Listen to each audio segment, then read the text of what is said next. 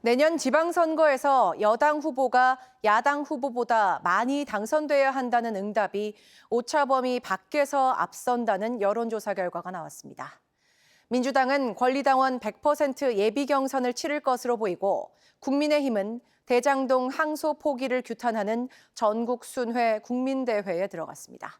황상현 기자가 배종찬 인사이트 K 소장과 함께 관련 소식 분석해드립니다.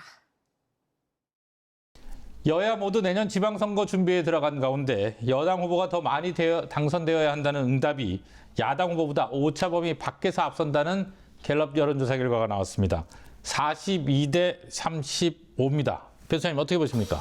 선거 구도거든요. 선거는 구도가 참 중요합니다. 그런데 구도가 지금 국정 안정이냐 아니면 정권 심판이냐, 국정 안정 쪽에 무게가 실려 있다는 것이죠. 그만큼 이제 국힘으로서는 국민의힘으로서는 비상일 수밖에 없는 것이고, 어떻게 하면 당의 경쟁력을 지방선거 전까지 시급하게 올리느냐, 정당 지지율을, 이게 이제는 제1과제 관건이 될 것으로 보입니다. 자, 여야가 벌써 화력을 집중하고 있는 서울에서는 말이죠. 여당 후보 다수 당선과 야당 후보 다수 당선이 40대 36, 오차범위 아니에요? 선거는 구도가 있고 바람, 이슈가 있고 그다음에 또 후보가 있는데, 서울의 경우에는 이제 부동산 이슈는 여기에 포함이 안 됐을 테고, 또 후보자가 또 현직 프리미엄이 있기 때문에 지켜봐야 되겠습니다만, 그럼에도 불구하고 당의 종합적인 경쟁력은 지지율입니다. 지지율을 올리는 노력이 국민의힘으로서는 우선 과제가 될 것으로 보입니다.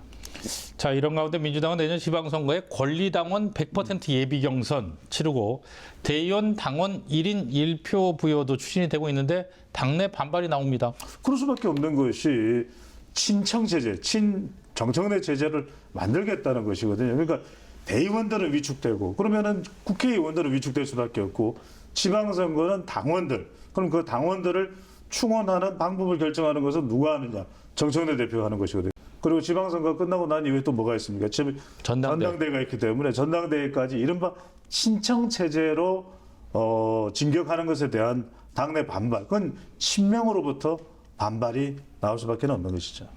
국민의힘은 대장동 사건 항소 포기 논란을 고리로 전국 순회 국민대회에 들어갔습니다. 장애 여론조사에 들어간 거잖아요. 민심을 얻는데 어느 정도 실익이 있을까요? 조금 결집은 할 수 있을 겁니다. 국민의힘이 장외 투쟁을 결정할 수밖에 없는 것은 국회에서도 수적으로 열세이고, 또 정부 여당이 또 칼자를 쥐고 있는 것이죠. 근데 장외 투쟁을 하더라도 조금은 결집될 수 있을지 모르지만, 정당 지지율을 급격히 끌어올리거나 내년 지방선거를 앞두고 당의 체질적인 경쟁력을 올리는 데는 제한적일 수밖에 없거든요.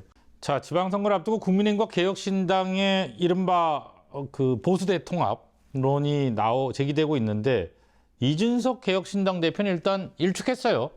내년 지방선거도 그렇고 지금도 이 맞붙고 있는 상황에서 보수가 통합할 수도 있고 또 연대할 수도 있다, 이런 기대감을 가질 수 있는 것이거든요. 그런데 늘 말씀드렸듯이 이런 것에 대해서 장동혁 대표는 또 선뜻 나가서기가 힘든 상황입니다. 내부에 뭐 전환길 씨도 있고, 또는 또 지난 대선에서 김문수 또 이준석 또 단일화를 하지 못한 앙금도 남아 있고, 이런 것들이 해소되지 않는 것이거든요. 그러니까 정답은 알고 있습니다. 보수 대연대를 해야 된다는 거. 하지만 현실적으로는 그런 작은 부분들의 정교함이 현실적으로 실현되기는 어려워 보입니다. 네, 못다한 얘기는 TBC 뉴스 유튜브 채널을 통해서 조금 더 나눠보도록 하겠습니다. 고맙습니다.